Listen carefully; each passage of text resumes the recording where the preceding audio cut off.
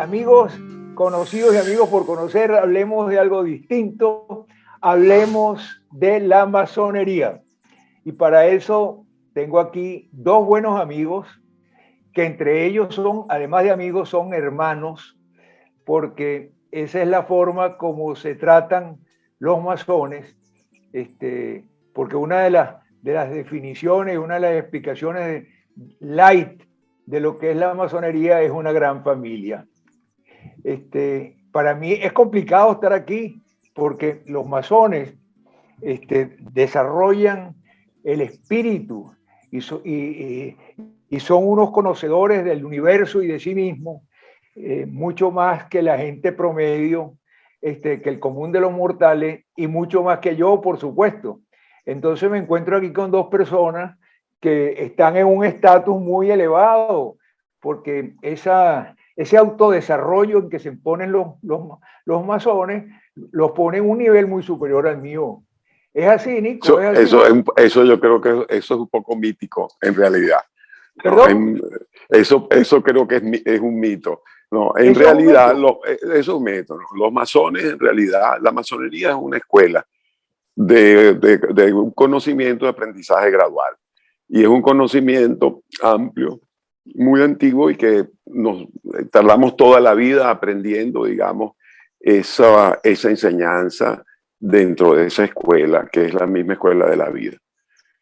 Y digamos que es una familia a la cual uno opta primero.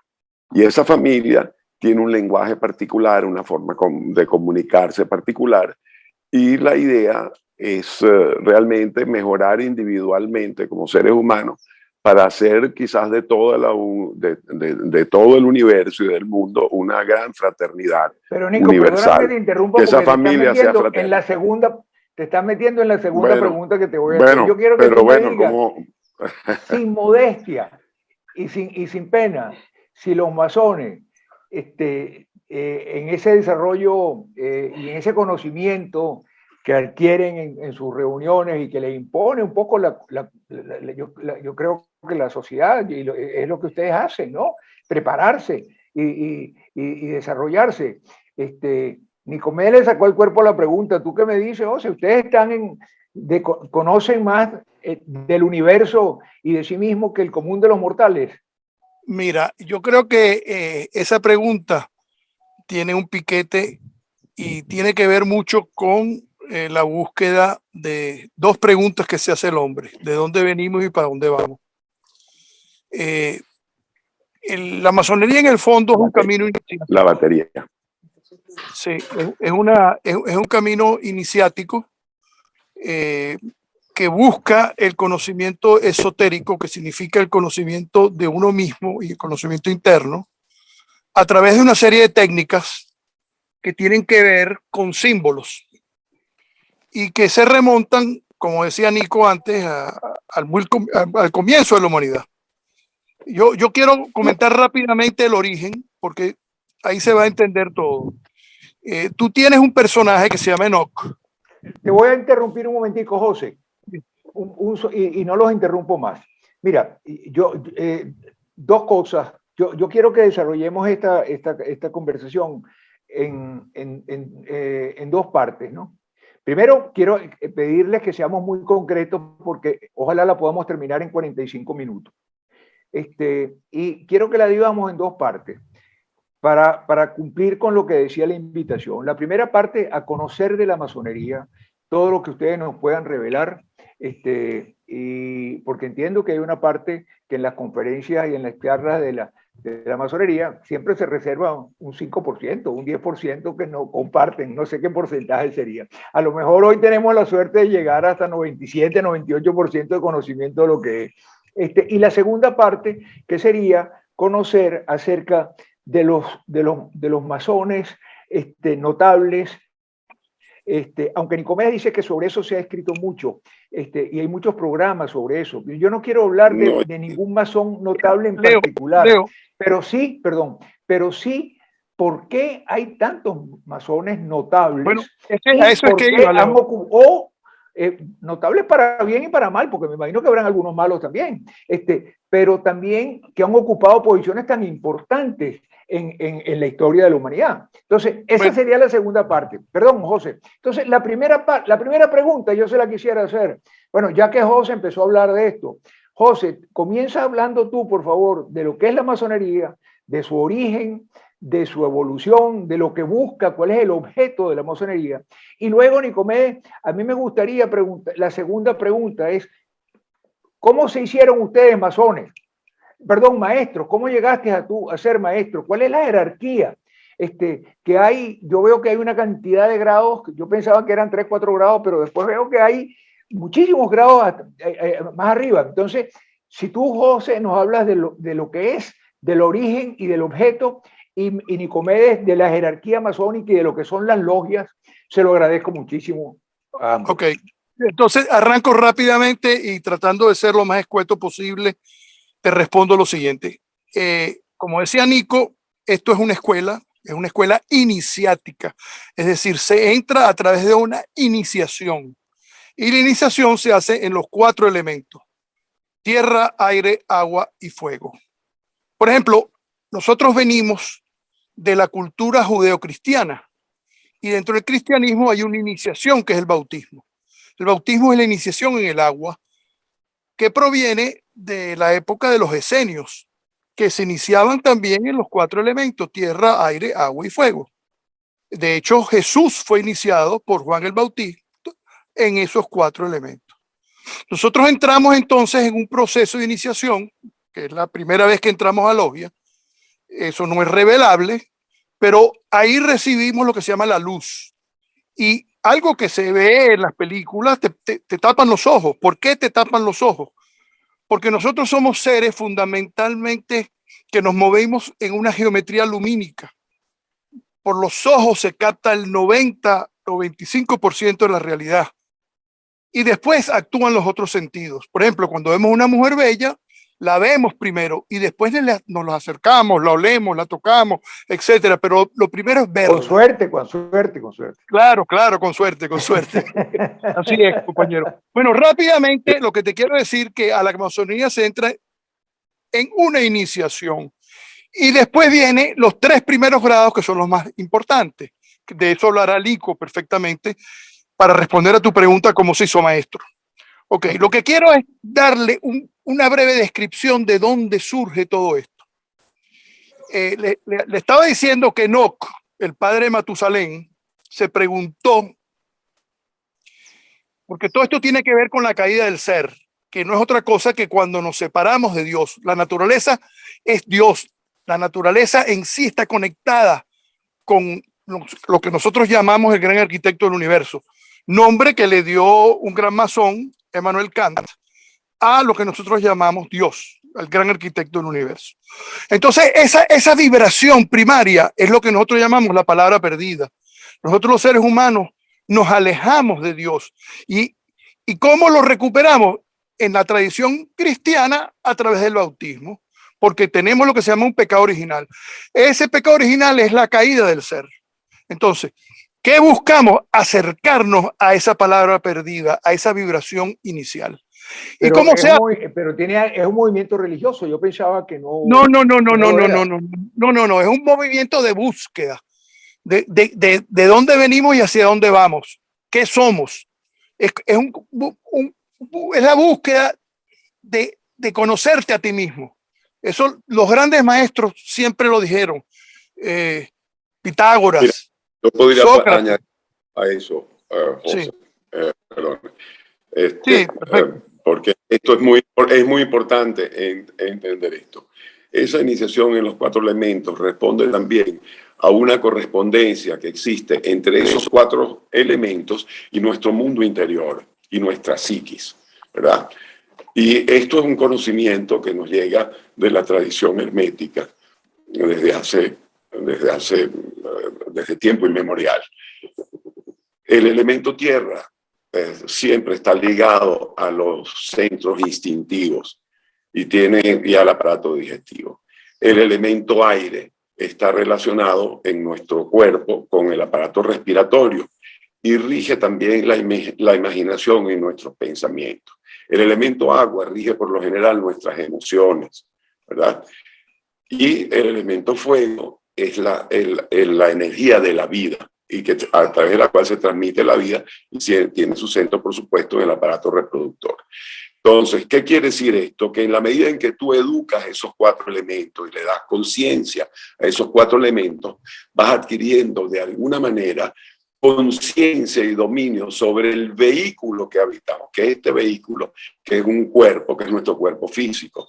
Y a través de esto tú puedes aprender a mejorar, a hacerte dueño de tus emociones, a hacerte dueño de tus instintos, es decir, a convertirte en un ser humano cada vez mejor. O sea, hacerte un ser humano mejor y más perfecto.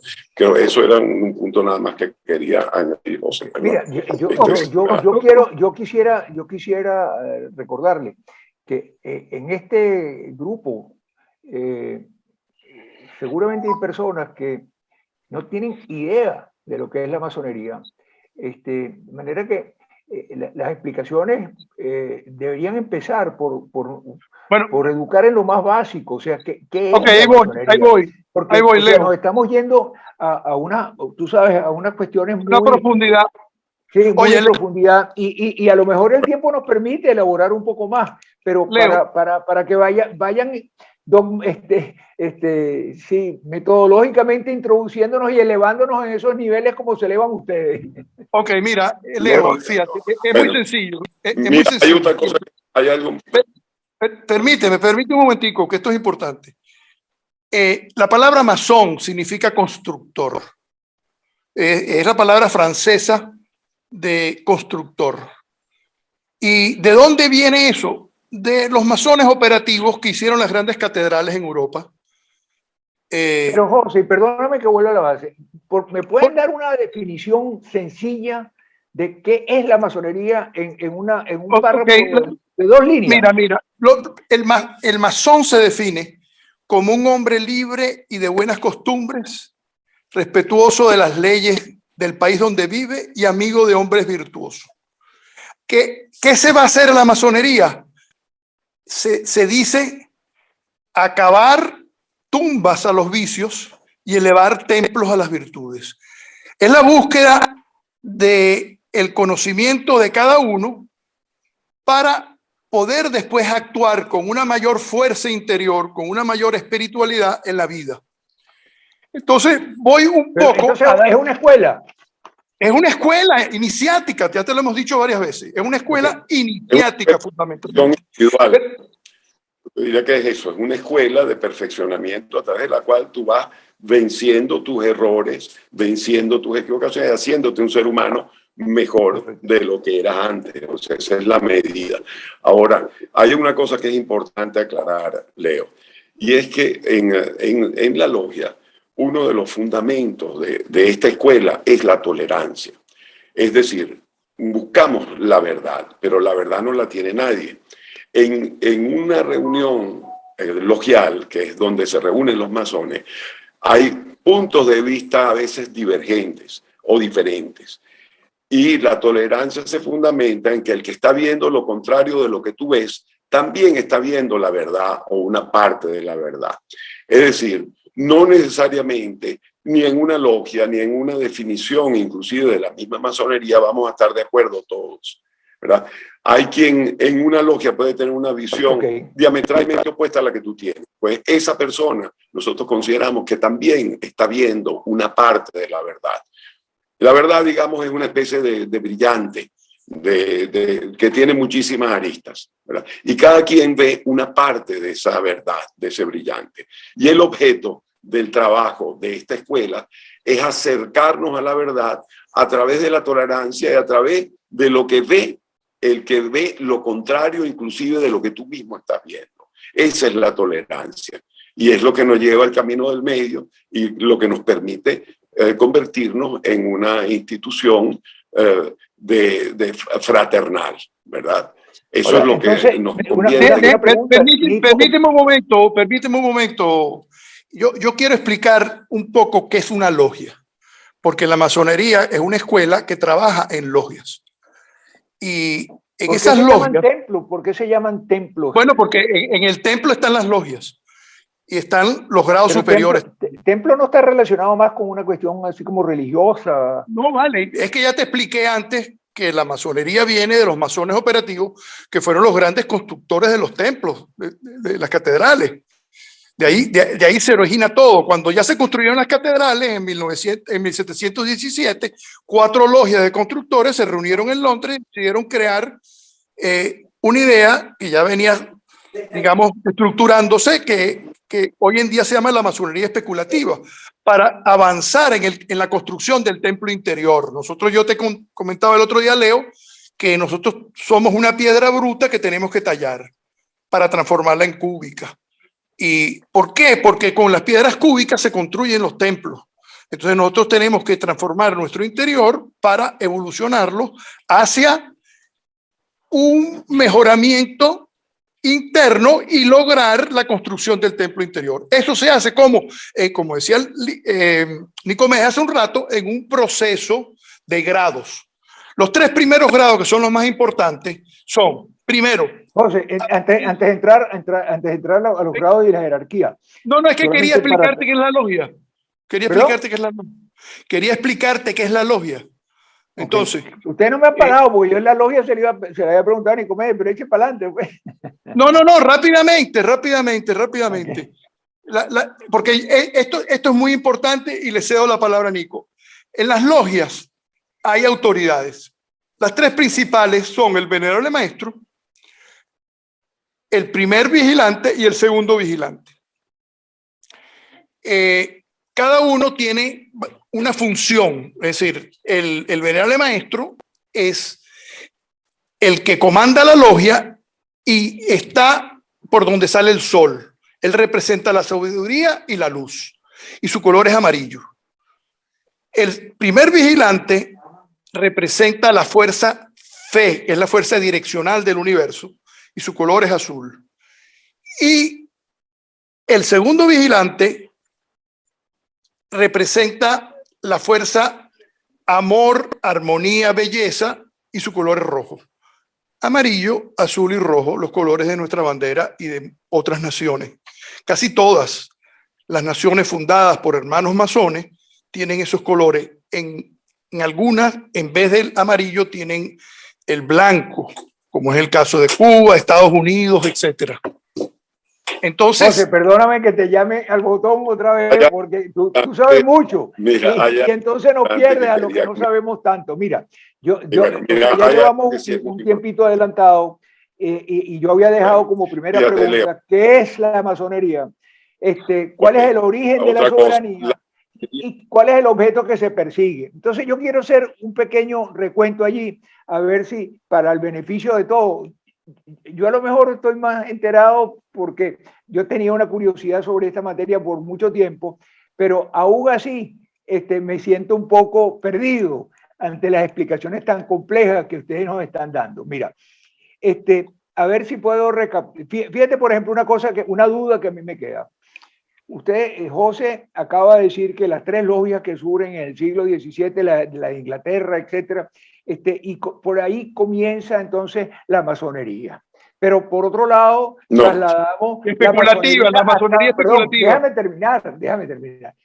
Hablamos de la masonería desde Noé, en el arca, y inclusive de Adán dicen que es masón. Y en fin, y entonces, ¿qué relación hay? ¿Cuándo se origina de verdad? ¿Es una misma masonería que existe desde entonces? ¿O arranca con los constructores de los templos? ¿O es del templo de Salomón de verdad? ¿O es una organización que tiene unas características comunes con otras que existían antes, pero que no se llamaban así? ¿Cómo se explica esa? ¿Es la misma organización a la que ustedes pertenecen, la que surge desde Adán? ¿O es la masonería? ¿Ustedes pertenecen a la masonería que nace? Vamos a aclarar, te voy a aclarar eso. Fíjate, Leo. Como te dije, que en una logia podemos tener visiones divergentes hasta sobre el origen de la masonería. Cada quien tiene su punto de vista y es respetable, ¿verdad? Ahora bien, te conseguirás masones que dicen que la masonería nace en 1700, digamos, en 1723 con las constituciones de Anderson. Eso te dirán muchos masones. Pero eso no es cierto, porque cuando se funda la Gran Logia de Londres, ya existía un gran maestro de la masonería que era Sir Christopher Wren, que fue el constructor de la Catedral de San Pablo, era el gran maestro de la masonería. O sea, existía ya una masonería operativa y esa masonería operativa es algo que de alguna manera también se proyectó y se ha prolongado, aún entre las logias más modernas. Hay logias que son más operativas que otras. Inclusive hay algunos orientes que se organizan como era anteriormente, ¿no? Por el tipo de trabajo que hace, digamos. Hay lugares donde hay logias que son de abogados, logias de arquitectos, logias de ingenieros y constructores. Es decir, el trabajo de la logia, eso es algo que también vale la pena aclarar. Cuando hablamos de que hay tanta gente que ha descollado, que han sido hermanos masones, la columna vertebral del trabajo logial, que es la logia, es en realidad una escuela, como tiene una escuela filosófica. Y el templo masónico, algunos hermanos afirman, es un templo a la razón. ¿Por qué? Porque la columna vertebral del trabajo logial y del trabajo masónico son las 7 artes liberales. De ahí que eso es una formación que es para toda la vida, ¿verdad? Tú tienes primero la gramática, la retórica y la dialéctica, que eso se trabaja en la logia, ¿verdad? Cada vez que tú vas a una logia tienes que trabajar la retórica, en la gramática tienes que escribir, hacerlo bien, y la retórica tienes que hablar en la logia y presentar tu trabajo. Esto es algo que gradualmente va adquiriendo el masón. Y la dialéctica. Y posteriormente, y además, trabajas la aritmética, la geometría, la astronomía y la música. Como tú comprenderás que para realmente tener un dominio de estas 7 artes liberales necesitas quizás más de una vida, ¿verdad? Entonces, por eso es una escuela también filosófica y de estudios que es para toda la vida. Y este trivium y quadrivium nos viene prácticamente de los constructores de las masones de la Edad Media. No es algo reciente, ¿verdad? Pero sí es una columna vertebral. De ahí se dice, hay una leyenda negra de la masonería que dice que no, que los masones gobiernan el mundo. Eso no es cierto. Sí hay muchos masones que se dedican a la política porque es una manera para ayudar a la sociedad donde tú vives, o al menos piensas que puedes perfeccionar, digamos, ese país donde tú vives. ¿Tú ves? Okay. Entonces, un paréntesis, Nico, allí. Nico, ajá. Primero que tienes tu imagen, tenías la imagen te podíamos oír, pero tenías la imagen congelada. Pero mira, porque cuando ustedes cuando identificamos, aunque yo no sea masón, yo soy un gran respetuoso de la masonería y por eso tengo tanto interés en que se conozca mucho de ella. Cuando tú hablas de una escuela y hablas del desarrollo interior y la formación del individual, me lleva a pensar si además de ese interés individual, la masonería tiene un interés más colectivo, más institucional. Y lo menciono porque ahora tú estás hablando de la inclusión en política. Perdón un momentico. Para cambiar las cosas a mejor. Entonces va más allá de una escuela, ¿verdad? Es una escuela donde escucha, Leo. La masonería como tal es una escuela. Quienes actúan son los masones y se les respeta su libre albedrío. Es decir, la masonería como tal no tiene una política ni una definición de hacia dónde va, más allá que elevarle la conciencia a cada persona que busca construir su templo interior. Ese es el único objetivo. Hay trabajo en le da libertad. Trabajo en equipo en algún momento. Ya va, espérate un momentico. Le da total libertad a cada hermano a que actúe como él considera que debe actuar, ¿ok? Solo que, como comentó en un momento determinado Nicomedes, existe un alto grado de compromiso, de hermandad, y de tolerancia entre los hermanos en algo que nosotros llamamos la gran cadena fraternal de unión entre todos. Y no solo de los hermanos presentes en vida, sino también decimos de los ausentes.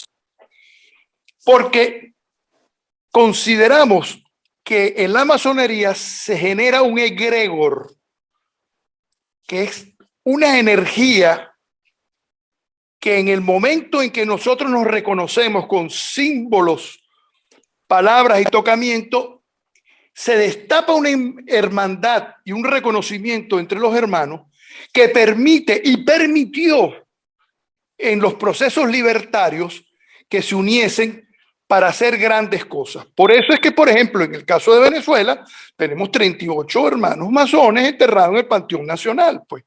Es decir, casi todos los libertadores de América, casi todos los grandes constructores de las sociedades modernas han sido o han estado vinculados de alguna manera a esta escuela. Y en ese sentido, no solo en el actuar político, en muchos actuares. Yo te comentaba el otro día que, por ejemplo, Walt Disney era un hermano masón. El mismo Cantinflas era un hermano masón. El fundador de la Cruz Roja es un hermano masón. El fundador de los Scouts es un hermano masón. Eso pertenece a la segunda parte. Ya lo sé, pero ¿por qué eso es así? Porque te despierta el proceso iniciático una alta curiosidad por tu trascendencia. Y la trascendencia tuya implica que tu hermano, el que está al lado de ti, trascienda también. Un poco lo que el cristianismo busca, reconocer al otro como tu hermano y amarlo como a ti mismo. Ese es el fondo del asunto. De hecho, Jesús, que para nosotros es un gran maestro, fue iniciado en los 4 misterios esenios, en tierra, aire, agua y fuego. Mira, una pregunta dentro de esta parte era ¿cómo llegaron ustedes a ser maestros? O sea, a mí me gustaría saber cómo se iniciaron ustedes, por ejemplo. No el acto de... El acto, perdón, no el acto iniciático. Eso me interesa menos. A mí, por ejemplo, me interesa saber, y por eso le preguntaba a Nicomedes, ¿cuántos Nicomedes Zuluaga tuvieron que ser masones antes que él? Han sido masones, y si de alguna manera la masonería es algo hereditario, si cualquiera puede meterse allí, ¿cómo es la cosa? ¿Cómo se hace para ser masón? ¿Cuántos Nicomedes Zuluaga? A ver, no. No, lo que pasa es que hay algunas, hay algunas familias que han sido masones de tradición. En ese sentido, sí, yo tengo colgado el diploma de maestro masón de mi bisabuelo, pero eso no es un caso común, no todo el mundo lo tiene, ¿verdad? Sí, yo guardo el diploma de maestro masón de mi bisabuelo Nicomedes Zuluaga Tovar de 1875, su diploma de maestro masón. Ahora, ¿qué es lo que... ¿Cómo se hace uno masón primero? Primero, te presentan en la logia. Normalmente te presentan dos maestros activos en una logia. Entonces, el primer grado y sobre todo los primeros grados de la masonería, y yo te diría que a través de toda la carrera masónica, se aprende un lenguaje, un idioma, ¿verdad? Este idioma, cuando se habla de los signos, palabras, todo eso, la gente, si lo dices así, es un poco abstracto. A eso se refería José. Nosotros los masones aprendemos, sobre todo en los primeros grados, un lenguaje, un idioma.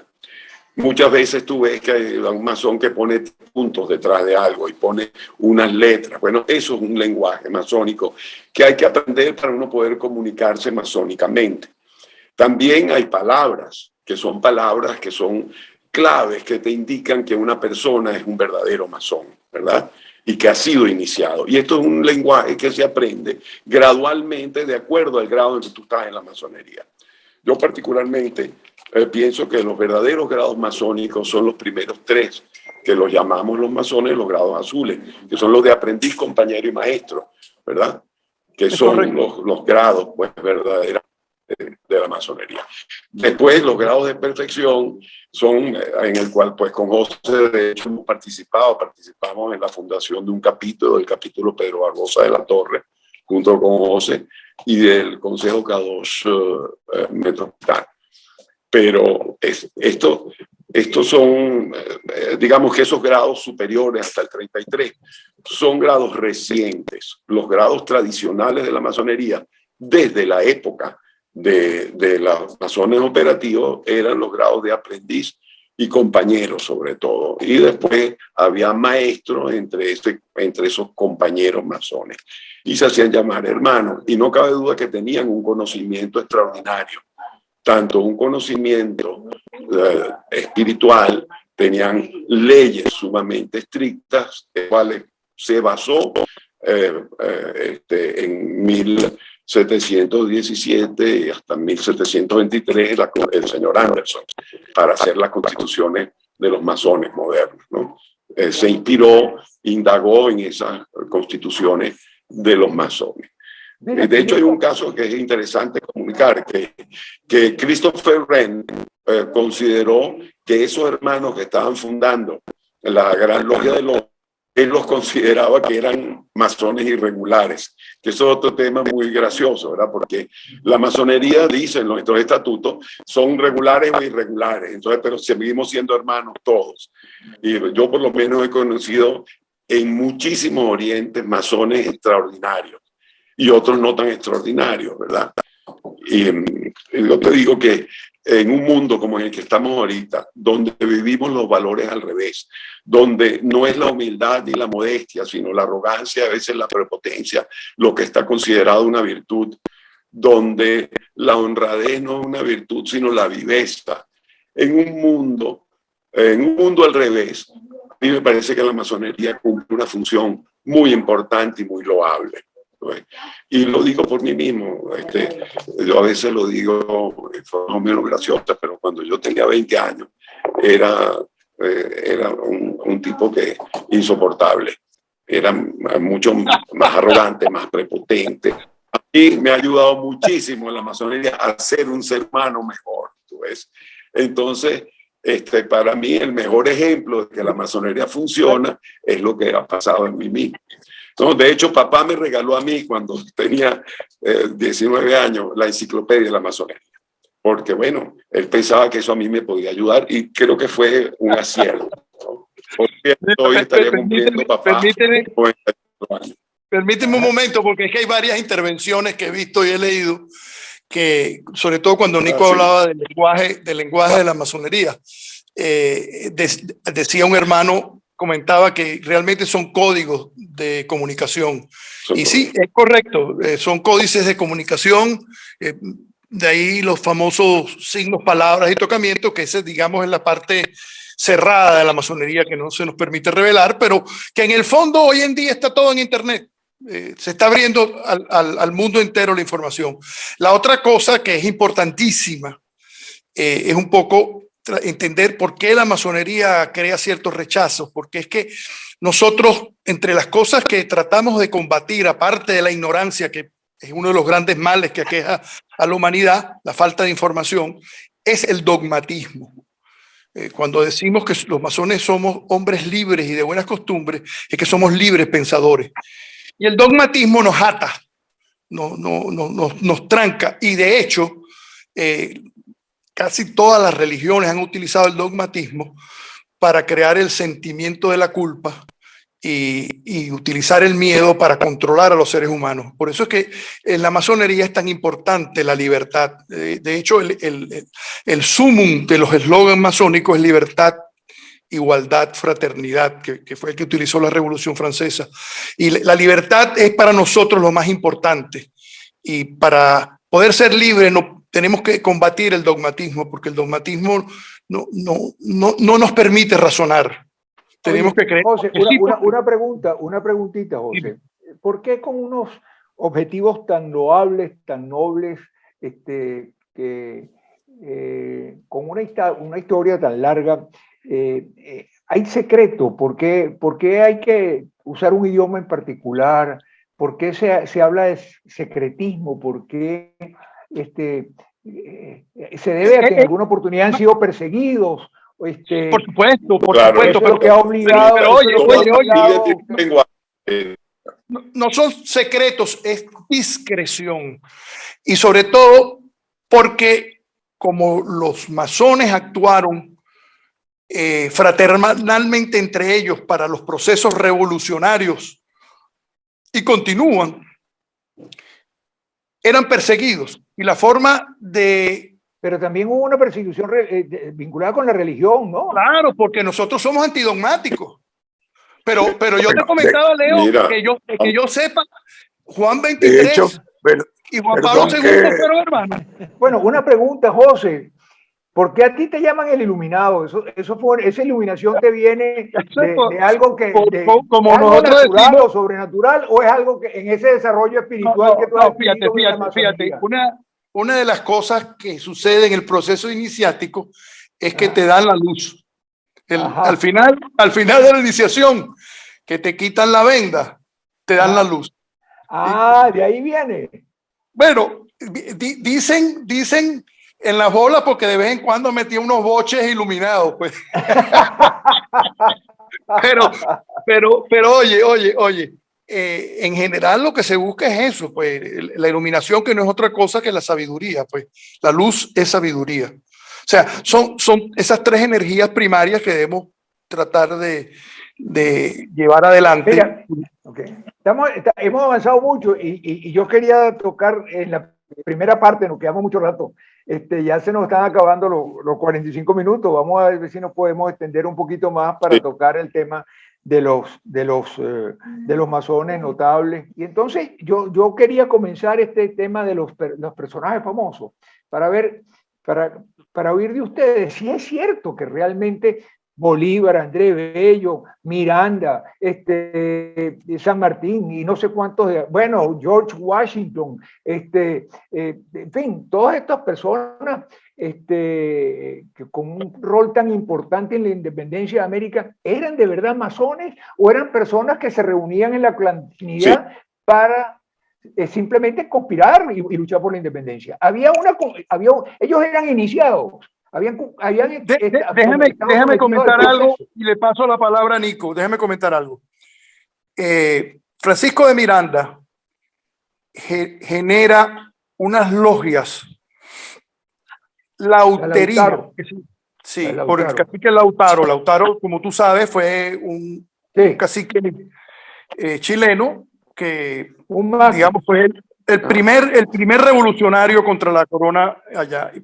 Y aprovechando eso, en Cádiz Cádiz, España, se fundaron estas logias lauterinas donde fue Simón Bolívar.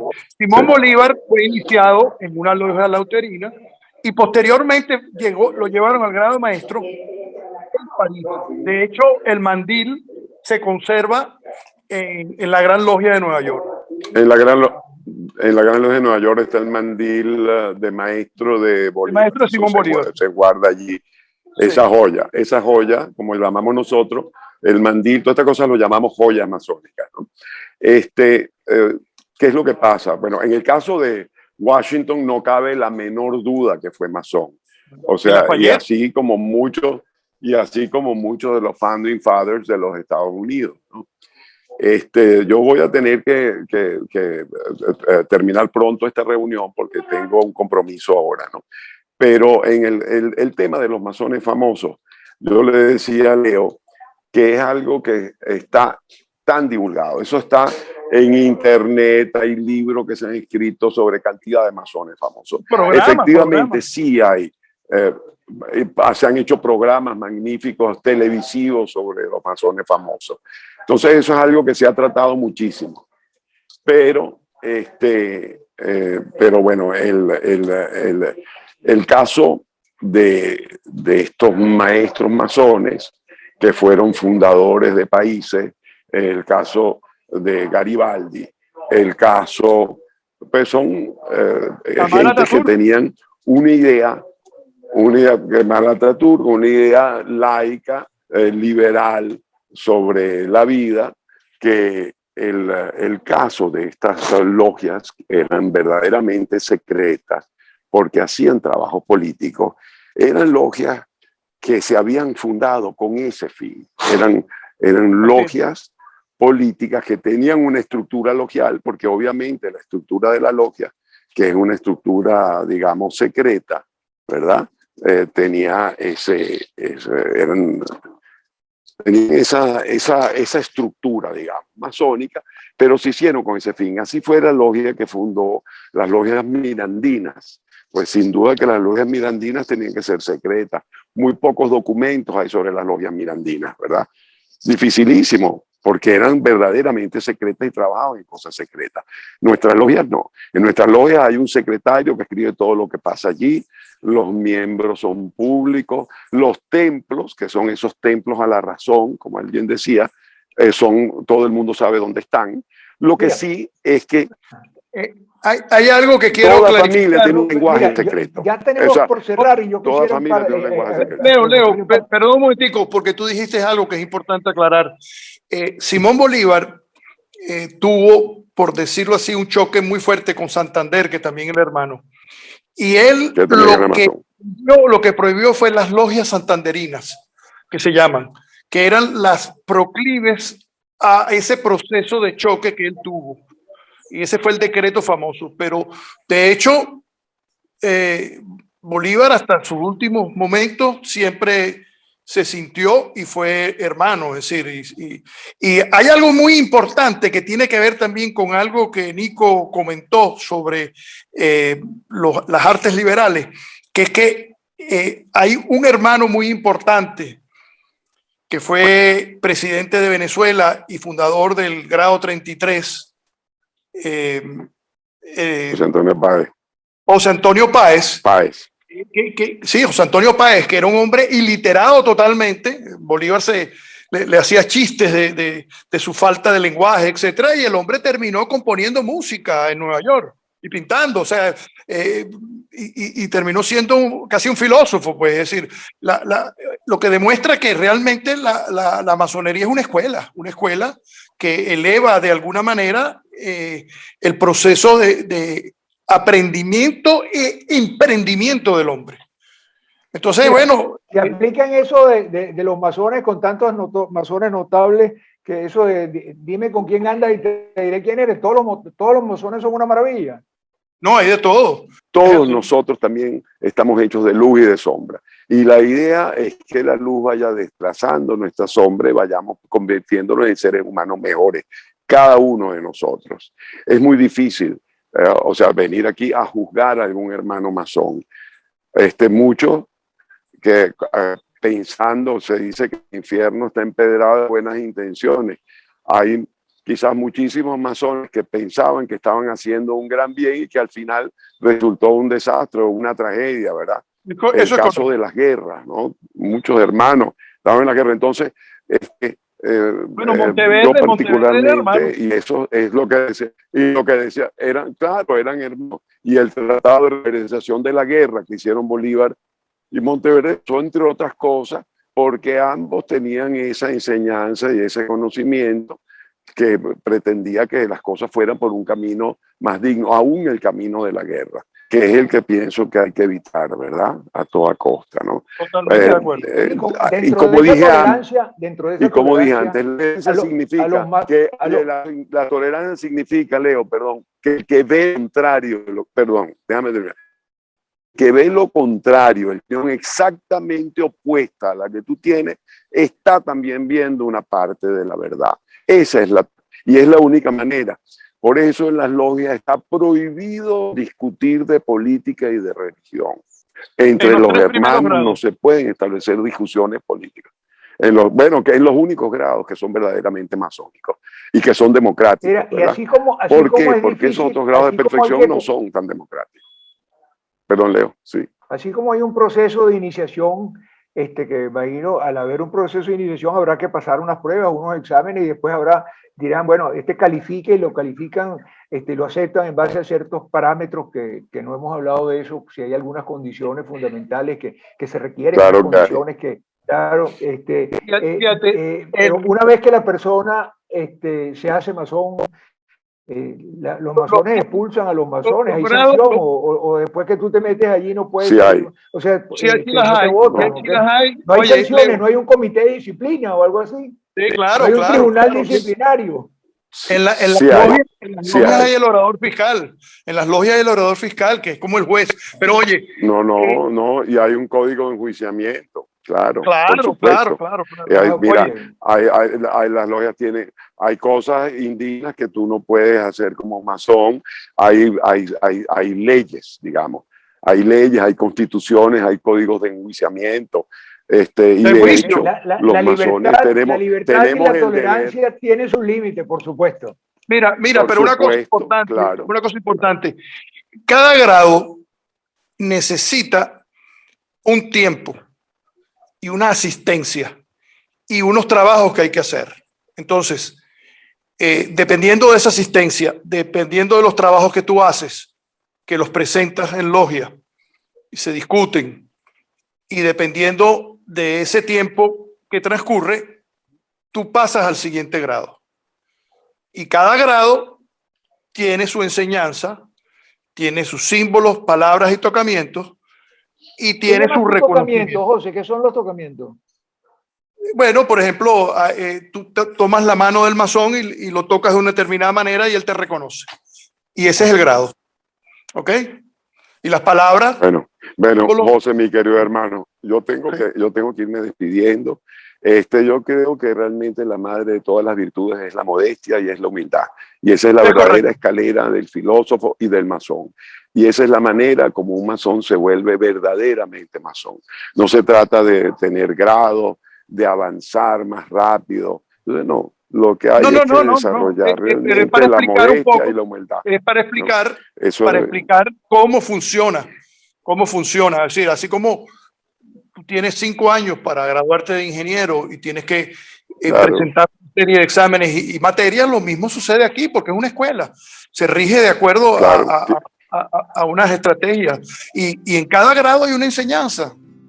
Y realmente lo que dice Nico sí es verdad. Hay muchas enseñanzas, sí. Los grados, a la hora de la verdad, los grados no sirven para nada, ni los títulos. Lo importante es lo que tú eres en el fondo, lo que tú representas como ser humano. Eso es lo fundamental. Mira, bueno, Nicomé se tiene que marchar. José, mi querido hermano, ya vamos a al fin, por lo menos te cumplir una veo hora de en conversación. la pantallita del teléfono. Leo, muchísimas gracias por esta invitación. No, vale, Nicomé, muchísimas gracias a ti y a José. Gracias a ti, Leo, muy interesante. De conversar y de nutrirnos y de aprender sobre una institución tan interesante, de tanta historia y de tantas personas célebres.